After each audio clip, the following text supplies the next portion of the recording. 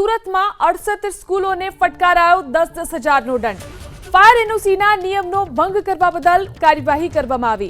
શિક્ષણ સત્ર શરૂ થાય તે પહેલા ફાયર એનઓસી લઈ લેવાની સૂચના અપાઈ। શહેરની 24, ગ્રામ્યની 44 શાળાઓને દંડ ફટકારવામાં આવ્યો। જો આદેશનું પાલન નહીં કરે તો સ્કૂલ સામે કડક કાર્યવાહી કરવામાં આવશે। ની અંદર આવેલી કુલ શાળાઓ પૈકી ટોટલ 68 જેટલી શાળાઓને જિલ્લા પ્રાથમિક શિક્ષણ અધિકારી અને જિલ્લા શિક્ષણ અધિકારીના સંયુક્ત ઉપક્રમે નોટિસ આપવામાં આવી છે।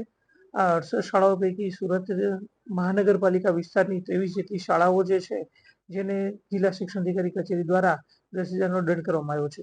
જો આ શાળા હવે પણ જો ફાયર એનઓસીની કાર્યવાહી નહીં કરે તો આ શાળાની ટૂંક સમયમાં તપાસ કમિટી બનાવીને શાળાની માન્યતા રદ કરવા સુધીની કાર્યવાહી કરવામાં આવશે, જેથી કરીને બાળકોના ભવિષ્યને ધ્યાનમાં રાખી આ શાળાઓ તકેદારીના ભાગરૂપે વિદ્યાર્થીઓની સેફટીને ધ્યાનમાં રાખી અને ફાયર સેફટીની સુવિધા તાત્કાલિક ધોરણે ઉપલબ્ધ કરે તે માટે થઈ અને શાળાઓને નોટિસ આપવામાં આવી છે।